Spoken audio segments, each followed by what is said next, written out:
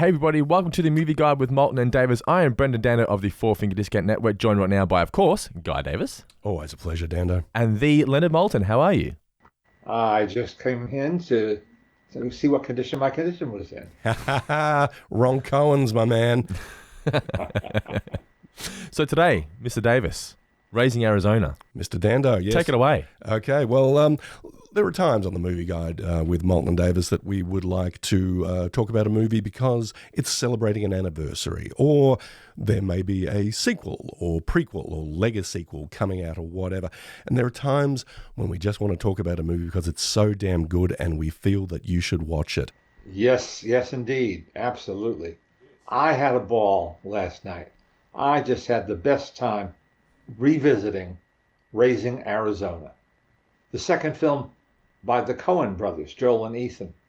And what a knockout of a movie. A knockout. It really is, isn't it? I mean, yeah, it is just a movie that makes you feel good watching it. It feels good. It makes you feel good because it is just an engaging story told with vim and verve and vigor. But also you just look at it and go, well, these two guys were just born to make movies. I mean, there are some people that you just look at and go, well, you look at their work and go, well, you're not reinventing the art form, but you were made to do this. And that is certainly the case with the Coens. Their second movie. Yeah. Their first movie being Blood Simple. And they were based in New York. They went to Texas to make Blood Simple. They went to Arizona to make Raising Arizona. But they were and are headquartered in New York City and work with other New Yorkers. And it's very interesting to look at some of their collaborators over the years, including, in this case, their cameraman, Barry Sonnenfeld, who was so good. This is not like his, it feels like his sampler reel. If you wanted to get jobs off of a film you've already done, show them this one, because the camera work is virtuosic. I don't know how else to say it. It is unbelievable, and it was at their urging that he tried out all these new ideas. They called what they did, you know, the harness camera, the gyroscopic camera called the Steadicam. Oh, yes. Well, they invented the shaky cam. They didn't want it to be smooth and perfect. They wanted just the opposite. They wanted it to be rough and tumble. And that's what he devised for them. And there are point of view shots that you've never seen before, anywhere else, before or since. And shots where you're running along with Nicolas Cage, and you don't know how the camera is capturing what it's getting, but it is getting every bit of craziness that they could invent. 100%. You use the term virtuosic, and I think that's right across the board, not just in terms of Barry Sonnenfeld's cinematography, but just about every technical credit, but also every performance on screen as well. It doesn't feel like there's a false note in this, which is incredible for people who are making their second motion picture and doing it with, shall we say, limited resources. I mean, this is 1987 money. They made it for $5.5 million, which translated for inflation, I guess, or adjusted for inflation, is about $15 million in today's money, which is a relative pittance when you look at what's on the screen. This is incredible. Oh, yeah. And the tone, they set the tone for the movie right away. First scene. I mean, there's no question of what kind of movie you're about to watch. And it's narrated sort of retroactively by Nicolas Cage's character. And Nick Cage, who is, I would say, the ballsiest actor on the planet. Oh, yeah. To work in mainstream films. He is just, Nicolas Cage is fearless. Yeah. And he is one of a kind. And both of those descriptors apply here in Raising Arizona. And he meets his match, you might say, in a small town Arizona police woman, played again in a perfect bit of casting by Holly Hunter. Holly Hunter is just a marvel, and this film shows her off as few others could. And it's all deadpan. It's deadpan humor. These people are not acting in a comedy. They're not trying to be funny. And that's, I think, part of the secret of their success is that they are sincere. They believe every word they're saying. They believe in all these harebrained schemes that they get involved in. And the film becomes a furiously fast-paced farce. It's a farce on a level, though, that leaves traditional classic French farces or British farces in the dust. Oh, yeah. Almost literally in the dust. It's a very American farce. You're right. You're right. Yeah. So what is Raising Arizona all about? Well, in a nutshell, H.I. McDonough, call me Ha, is a small-time crook. Edwina is a straight-laced cop. Otherwise known as Ed. Otherwise known as Ed. Hi and Ed. First comes love, then comes marriage, but a baby carriage proves a little bit harder to come by. As Cage's narration put it, her insides were a rocky place where Marcy could find no purchase. That is sort of emblematic of the hayseed poetry that the Coens have written in this screenplay. So when local furniture store tycoon Nathan Arizona becomes the father of quintuplets, Hi and Ed quite reasonably reckon that the Arizonas have more than they can handle baby-wise, and they snatched Nathan Jr., they think, because there are 5 of them, they all look exactly alike, to raise as their own. A couple of things, though. Family life family life can prove difficult to anyone at the best of times, but to a crook and a cop trying to raise a kidnapped child, things get a little difficult. You throw in a $25,000 reward, a pair of escaped convicts, and a feral manhunter straight out of The Road Warrior, and holding on to the little guy proves very, very tricky indeed. It's a terrific story. It's a fairly straightforward story, but it is just enlivened. It's funny that you mentioned, Leonard, that everyone is playing this very, very sincerely, and they are. This is a comedy with a real heart and a real soul to it, and real sort of authenticity. At the same time, it's also very, very cartoonish in the way that it's made, and even in the way that it's acted. But it walks that tightrope really well. The parts that are wildly over the top are, and often hilarious, don't get undermined when they get somewhat serious, and that's a rare combination of approaches to material. Yeah. Usually, if a film is going to be a kind of a smart alecky film, it sets that up and then stays in that groove. Or if it's going to be ironic, it stays in that groove. This film sort of veers all over the place and never puts a foot wrong. No. It just delivers over and over and over again. The shot, which I can't really describe, but the shot of John Goodman escaping from prison, I will leave the details out, I won't give a spoiler, is I think, one of the greatest single moments in screen comedy. It's burned, it's seared into my memory and consciousness. And John Goodman was not a household name yet when he made this film. He's still going strong. He's on that sitcom called The Connors here in the U.S. And he has given so many good performances. I don't think he's ever given a bad one. But my gosh, he is a tower of strength and then some in Raising Arizona. Oh my goodness, yes. And a frequent collaborator with the Coens after this. I think he's appeared in certainly a few more of their films. I think, that what you're talking about there, and I think it's sort of what is the Coens' secret sauce.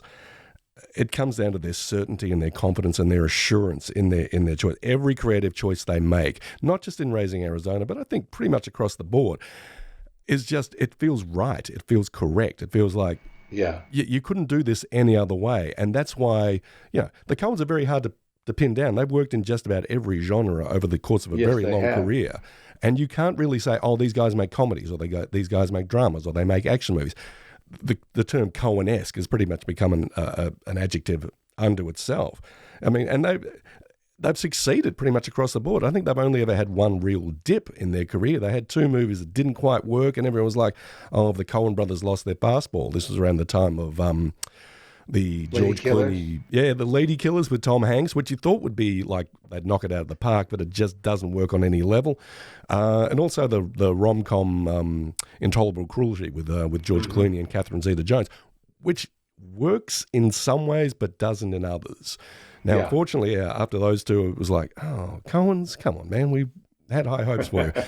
What do they come back with? They come back with No Country for Old Men, one of the great neo-noirs of the 21st century. So, and they've been doing right ever since, together and apart. It's sort of a bit of a, not sad situation, but an interesting situation that both Joel and Ethan are working independently these days.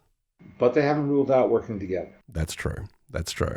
The other thing about the other quality that they have that I find very striking is that they love people with interesting faces. Oh, yeah. They, not since Federico Fellini has there been such a motley assortment of character types sometimes in tiny parts, maybe just one shot in the movie as a bystander, sometimes in major supporting roles. Oh, yeah. But their cast is always filled to the brim with colorful characters, colorful people. Oh, yeah. Just, like one single scene day players they've got real character in their faces, real personality in their voices or whatever.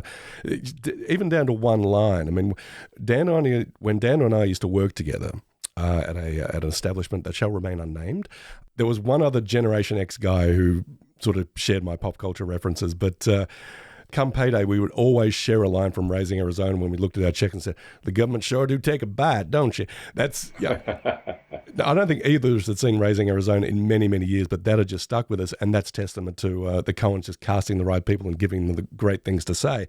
But if we were talking about the primary supporting cast, because I do want to talk about the two stars in a minute, but you mentioned John Goodman. Yes, never fails to impress. He's paired with another great character actor named William Forsythe, who is just as vivid and just as funny. Those two are great actors. They're Nicolas Cage's kind of prison buddies, and they break out and kind of come to screw up his life a bit.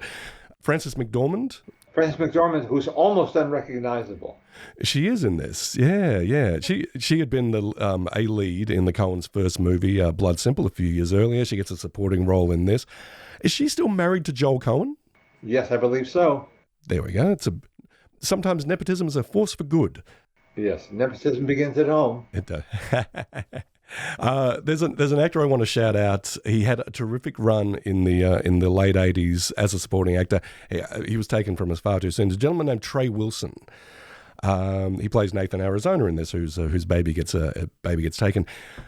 He had great, just eye-catching supporting performances in movies like Bull Durham and Married to the Mob, and he's terrific in this. He, again, like everyone in the cast, runs the gamut of genuine emotion, heightened comedy. I think he's marvelous, right. Trey Wilson. And let's not forget M. Emmett Walsh. Oh, the my Coens, man. I think, pretty much discovered, and in their first film, Blood Simple, and he became a MVP for a lot of filmmakers. I met him once, and he extended his hand to me and said, "Hi, Mike Walsh." Oh. So the answer to the unasked question, why does he bill himself as M. Emmett Walsh, says there was already a Michael Walsh in either Screen Actors Guild or Actors Equity, and he had to alter his name so as to avoid any confusion. And he made himself the very memorably named M. Emmett Walsh. It rolls off the tongue, doesn't it? Yeah, it does. It's a bit like Michael Keaton having to take on the name Keaton because there was already a Michaal Douglas on the Screen Actors Guild thing. However, there is one actor who I think we must mention when it comes to supporting actors in this. Not really an actor so much as a force of nature, in the words of his director, Joel Coen. I'm talking about pro boxer and kickboxer Randall Tex Cobb. This is a guy whose face you will have seen in many a movie throughout the 80s. Kind of mug that is just unmistakable and once seen, never forgotten. He's remarkable in this, an incredible presence as just as Leonard Smalls, the manhunter who offers to get little Nathan Jr. back from his kidnappers, but negotiates a hard deal because he's like, well, I can get a fair price on the open market for a healthy baby. It's like, oh my God, this guy's a monster. He's referred to as a warthog from hell by Holly Hunter's character, and she's not wrong. But he's remarkable in this. He is. he leaves a vivid impression, let's just say. He certainly does. But let's talk about Nicolas Cage and Holly Hunter.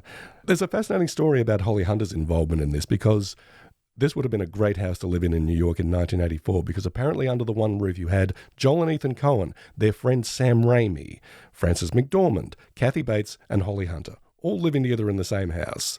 Indeed. And I would say feeding off each other's energy.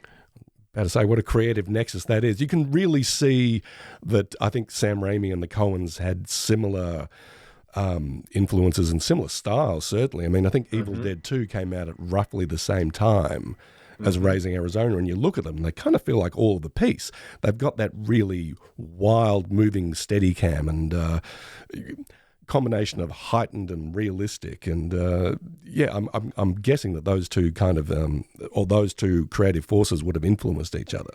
I'm sure they did.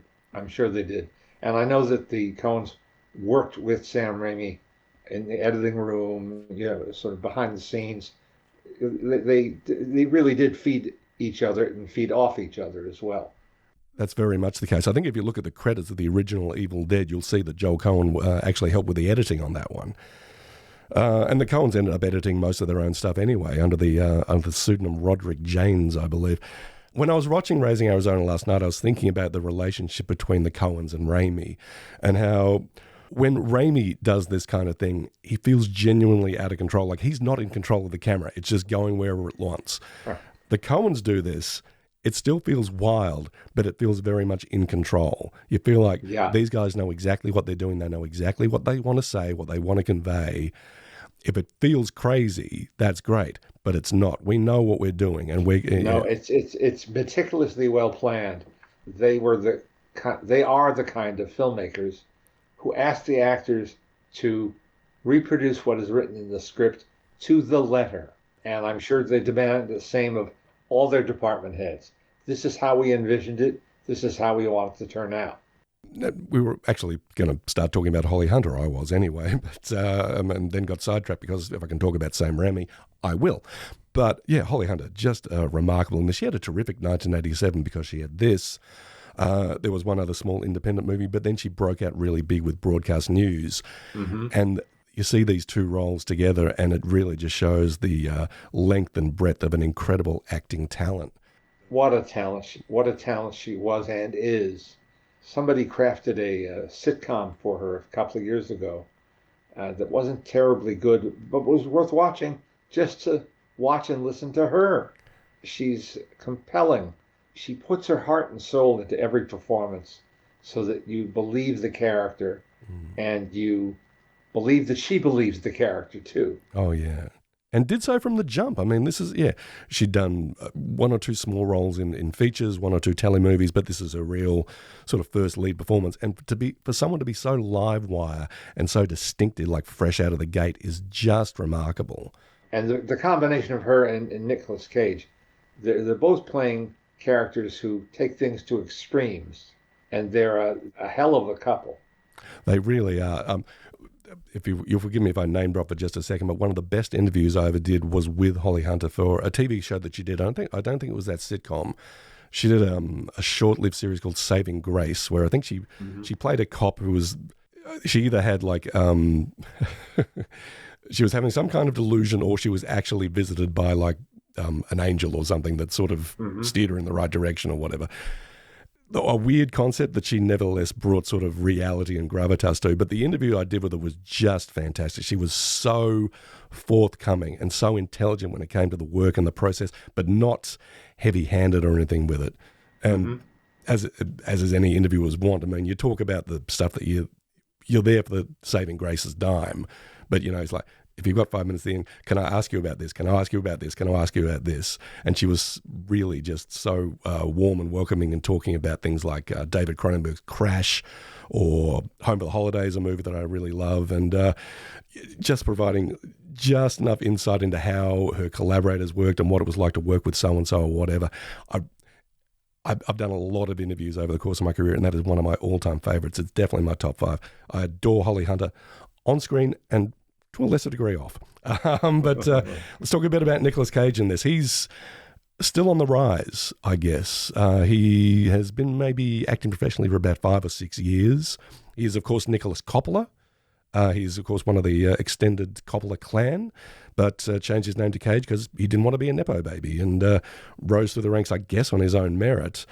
Yes, he did, and his fearlessness. And his fearlessness, that as well. His willingness to try anything, to look unconventional. Oh, yeah. As he does here. And he just goes for it. Whatever kind of character he's playing, he goes for it 100%. You know that he's not holding anything back. Yeah, but I don't know if this is something that we've talked about on the Movie Guide, but, you know, you have certain actors who are renowned for, like, being out there or whatever, or, yeah, for really going for it, for being fearless, for being unpredictable, as Cage is. I get the feeling sometimes with some actors who will remain unnamed that they're being wacky for wacky's sake, that they're either working against their looks or they're trying to make an impression. A lot of actors, you know, they do this early in their career and they invariably get it out of their system and they learn to relax. Cage, with every wild choice that he makes, you always understand, and I think you either know it on a conscious level or a subconscious level, there's real decision-making and real thought that has gone into all these wild choices. He's not just being wild for wild's sake. And I think you see that here with High. I mean, he's playing a wide sort of gamut of emotions here. He's kind of manic at times. He's kind of laconic at times. He's very, very soulful in some stages. And they all feel like part of H.I. McDonough's character. They all feel like part of the same person, which I think is a mark of a really, really good actor. He's a superb actor. I think he, in the years to come, Guy, I think he's going to get the recognition he has been denied. Yeah. Because he was so far out there for such a long, long time. But when you look at the sum total of his performances, I really liked Dream Scenario last year. Another interesting, offbeat character that he played to perfection. Yeah. Gained weight, grew a mustache. Let the toupee take a break for a little while. Yeah. I'm a bald guy, I can say that. Yeah, it feels odd that we are referring to an Oscar-winning actor who was at one time, you know, basically the king of the box office in the late 90s with the action movies that he did, like Face Off and Con Air and The Rock, that we're referring to a guy like that as underrated. But I think he had his time in the wilderness maybe due to some bad financial mismanagement or whatever, and had to do a lot of sort of direct-to-video and subpar projects that you forget, oh my God, this guy's like one of the best actors we've got. Yeah. And that's really, really evident here in Raising Arizona, and as I said, relatively early in his career. We're talking a lot about Raising Arizona being, you know, sort of fast, loose, and out of control in a lot of ways. I don't know. It feels also like maybe one of the most accessible Coen Brothers movies. And again, it feels odd saying that, given that these guys have Yes, because it's so funny. It really is, isn't it? I mean, it's because it's so damn funny. They have at different times been precious in some of their work, and again, going offbeat for the sake of going offbeat. Sure. I think they are guilty of that from time to time. But this one is just flat out funny. Yeah. And this could win anybody over. I think it's a superb and superbly crafted movie. Yeah. I don't feel that they're ever out of control. I think they micromanaged every frame of this movie. Would this be the one, if there was someone out there, some poor soul, who had never heard of the Coen Brothers and was like, I had these Joel and Ethan Coen guys, they're not bad. Is this the movie that you would use to introduce them to their body of work? Why not? Why not, indeed. Why not? Great way to start. Indeed. Yeah, it also feels kind of inspirational in a lot of ways. I mean, looking at this last night, I was thinking, I bet Edgar Wright watched this as a kid, or I bet Wes Anderson saw this as a young man and took some lessons from it. You know, I don't think you can see direct sort of stylistic lifts or anything like that, but in terms of, it just feels like the kind of movie, again, because they're operating in a low budget, it's technically virtuosic, as you say, but it doesn't feel out of reach. It feels like if I got a bunch of similarly crazy pals together and a Super 8 and a dream, I get the feeling I could make my own Raising Arizona. That's what I felt anyway. Let's talk about MVPs, shall we? Most valuable players of Raising Arizona. And this is a tough one because there's a lot of valuable players on this bench. Is there anyone that really sort of leapt out for you as like being the winner of Raising Arizona? I don't know. It's a lot. There are lots, as you say, a lot to choose from. Trey Wilson is awfully good Mm. as Nathan Arizona, not his real name. uh, It's a great and line. We're not gonna ruin that for anybody. yeah, I'll say Trey Wilson. It's a good choice. It's a good choice. I'm going to go behind the camera, literally behind the camera, actually, and say it's Barry Sonnenfeld.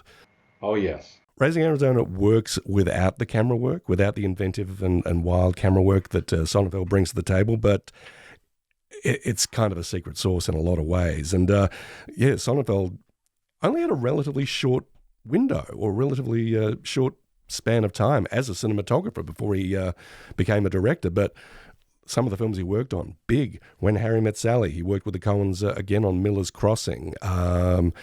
He did a couple of. He did Danny DeVito's directorial debut, Throw Mama from the Train, and you can definitely see Raising Arizona influence in that. Hmm, hmm. And he also did a movie that I really love. That's very, very underrated. It's a teen comedy drama called 3 O'clock High. Do you know this one, Leonard? No, I don't. The, red letter moment for Write Guy. that one down. Write it down. I would highly recommend that you either go to your video store of choice, anywhere that sells Your them. what? Go to your own. Go to your library, perhaps. This is a directorial debut of a guy named Phil Wanu, I believe is how you pronounce his name. But it's basically High Noon set in a high school. And Okay, I remember reading about it when it came out. I think it's a really, really nifty movie, and it's got this terrific Sonnenfeld visual sense. Of course, he would later go on to direct things like the Addams Family movies, Men in Black, and one of my all-time favorites of the 90s, Get Shorty. Barry Sonnenfeld, what a guy, what a cinematographer. You did Men in Black, right? Is that what you just said? Yeah. He directed Men in Black. Yeah, Men in Black. Yeah. Yeah. I would be remiss if I didn't talk about the ending of this movie, and I'm not going to blow it for anybody. But again, watching this last night, and it has been, coming up on 40 years that Raising Arizona was released in cinemas. I will always shed a bit of a tear at Cage's final monologue, which is one of the most beautiful pieces of writing. I think it's something you should teach in film schools or teach in screenwriting classes. It's emblematic of the whole movie. It sends you out on a high note that is also kind of bittersweet. It's beautifully, beautifully delivered. If I could write something as great as the closing monologue of Raising Arizona, I would die a happy man. It is just marvelous. I love it so much. Well, it's great writing, start to finish.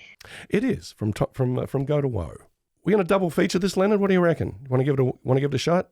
Well, if I were going to put this with another Coen Brothers movie, because there are so many to choose from, they never again sought or featured this kind of breakneck pace. No. This was a one-off for them.